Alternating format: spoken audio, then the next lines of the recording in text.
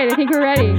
All right. Hi, friends. I'm Bree, and I renovated this 1979 Coachmen Leprechaun into a tiny home on wheels with the help of my boyfriend Gilly, and my 18-year-old uncle Brandon, and my grandpa. You guys want to check it out?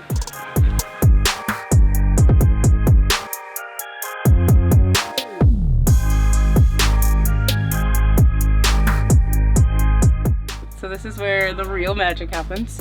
All the driving. Hottie's interior is completely original. I absolutely love it.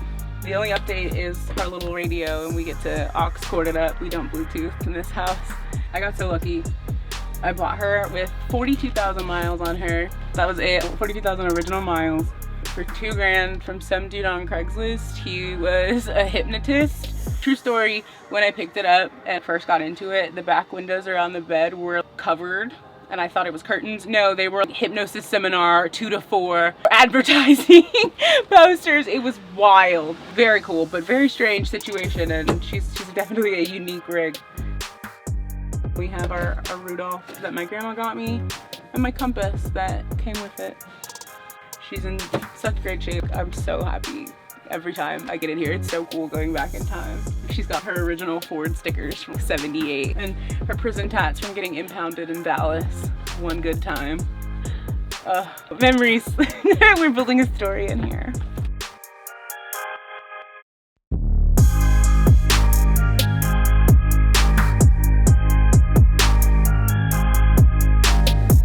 It's so funny, the loft is like the first and the last thing that we built. I thought I knew what I was doing the first time around. Turns out I didn't. It had so much water damage, I ended up tearing it down entirely to the aluminum. We created this fucking awesome space where we hang out and I read and I watch the stars and I mess with this guitar that I still don't know how to play, but I have, because everyone has to have a guitar in their van, I've heard. I don't sleep a lot, and I share this van with my partner Gilly. We have very different schedules, so I will come in here in the middle of the night and I will like grab a book off this shelf that I'm gonna just toot my own horn about. I built it myself. It's double-sided, so both sides are full of books, and I will come up here and I will just like vibe out and lay there for hours and like ponder the vastness of the universe until I pass out, and then that's normally where Gilly will find me in the morning and he'll wake me up and I'll head to bed. It's my favorite place in here. It is much better than I ever could have imagined. I knew I wanted it to be a really cool spot when I started building, but I didn't have any idea that it would end up being this cool, and so I'm just like so glad that it turned out that way.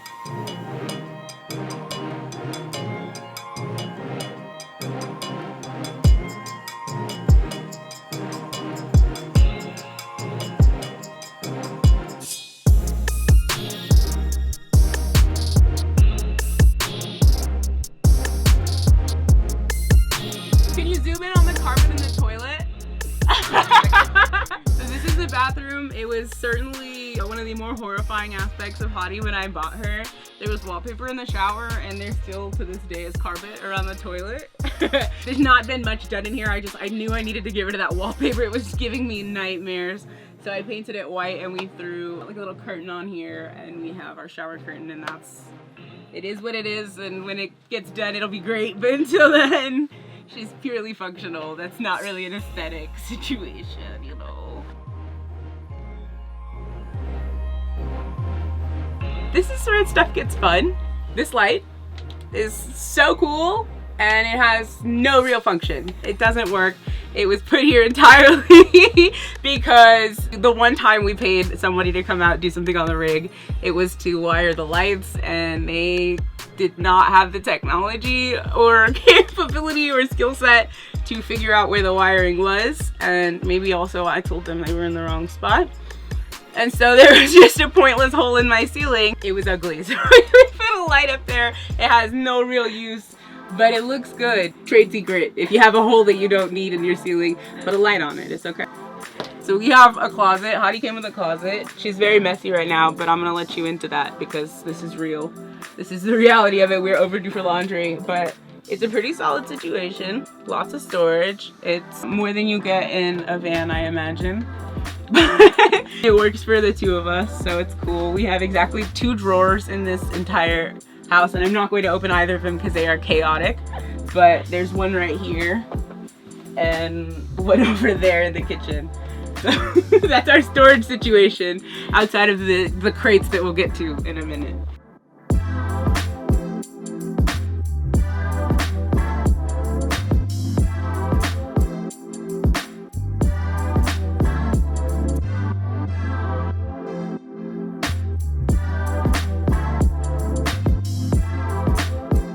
So that brings us to the kitchen. I don't want to call it the easiest work because it took us, for example, it took us 7 hours to cut the hole to drop this sink.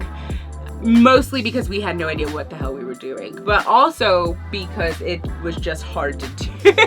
I'm not gonna take full credit for that.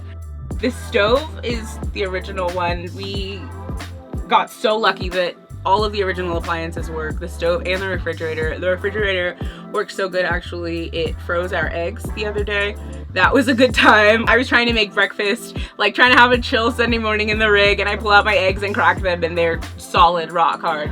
It was amazing. So we got super lucky with that, and now I get to like make full ass meals anywhere we are. It's so baller. The build took about a year from start to finish, and I love cooking. Not being able to do that for so long, that was something that was really important to me to have in here. Hence also the sink. It's super deep, and I get to store all my dirty dishes in here. I don't feel compelled to wash them right away, but all of these things make it such a nice time in here to cook and make meals and share them with Gilly and the dogs, and it's nice. I love it. Fun fact, this is broken. I slipped. There was a mess in here. I'm not going to disclose the substance that made the mess, but there was a mess in here and I slipped and I grabbed it and it broke, and that is the most dysfunctional piece of original appliancery that we have in here. And through my fault completely. So that's fun. We leave that there. We have original cabinets. I'm not opening those because at any given time, everything falls out. We're just gonna pretend. You've seen a pantry, you know what it is. When I get a better organizational system, maybe we'll talk about that on camera, but not until then. It's embarrassing. Then we have the sink, which is the best thing. Oh God, this sink. I was dead set on it. It was such a hassle, but so worth it. This is our original fridge. It is a dramatic. It's from 1970 something.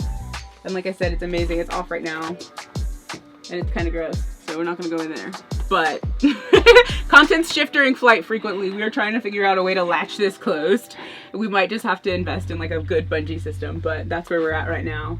And we have a freezer. This thing uses minimal propane, which is super cool. We can have it running for like a week and it barely makes a dent in our supply. So it's super, super efficient. We love this thing to death. We have lots of plants. We have a fiddle leaf that's looking for a name. We haven't decided yet.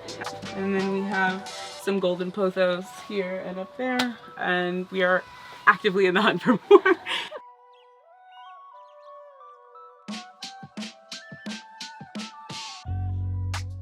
And now we're in the bedroom. This bed.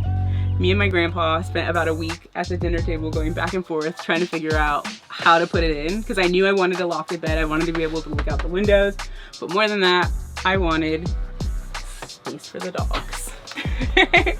And they have their own little room now, and they hang out in here all the time, which means all of the work put into this was worth it. Me and my grandpa are gonna just sit down and like hash out the plans for that and work it out together. I've never built anything like that. He's never built anything like that, but together we built this thing, and it's been here. It's probably the most sturdy thing in this entire rig. So bed, awesome. It is a traditional queen size bed, so it's amazing. And we've got a couple toppers on here. Yeah, it's a dream. And then we get incredible views out of all 6 of these windows that surround it. And that's how we wake up. Like that's it.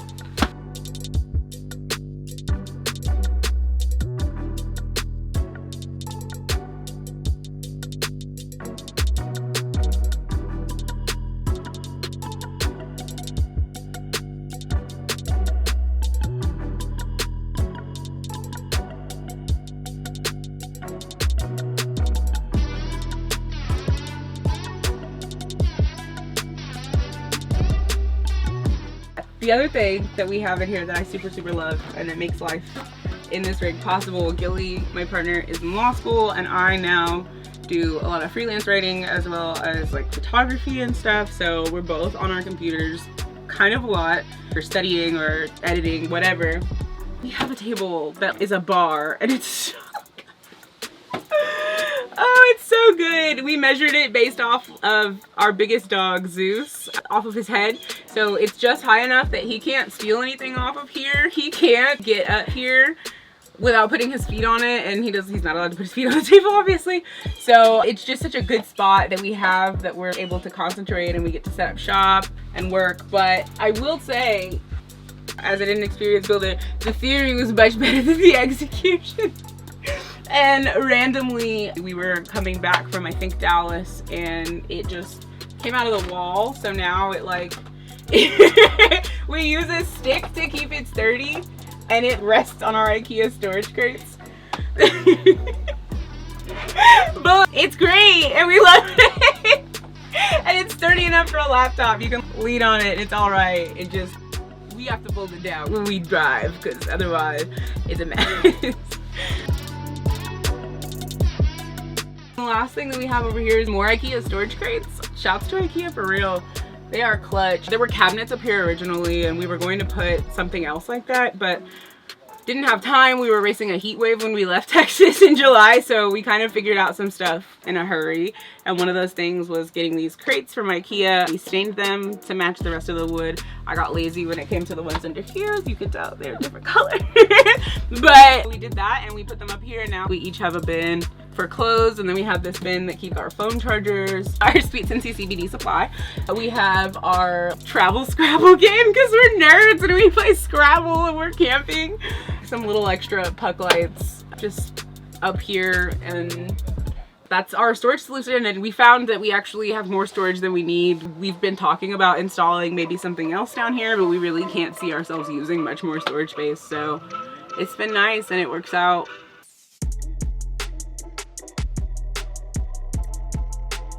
And then, because every good rig has one, our garage. We just got this thing. It's been an absolute godsend. We have freed up so much space in the rig. We get to put our extra water jugs out here. We literally have a collapsible pool for the dogs. It doesn't get much use because water is a very valuable resource on the road, but we do have it.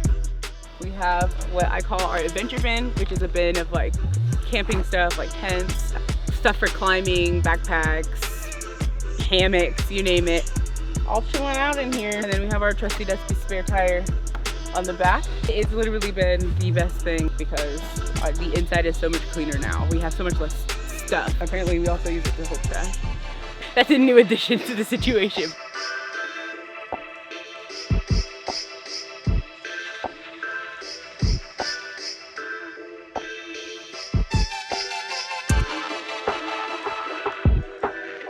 So yeah, y'all, that's the tour. Feel free to like, subscribe if y'all are interested in more of this content. We're gonna be hitting the road pretty soon, and I'm excited to take you all on the rest of our journeys. Come along for the ride, guys. I'll see ya.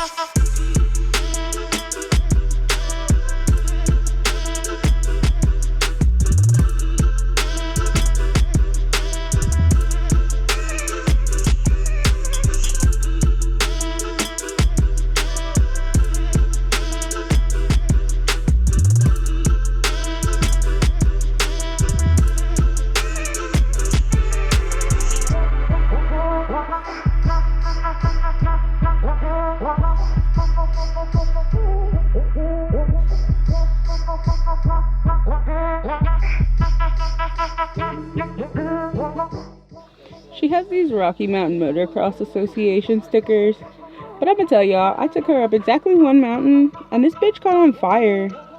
So like, I'm not saying this is a lie. I'm just saying I don't know who is taking her up a mountain regularly enough to participate in motocross.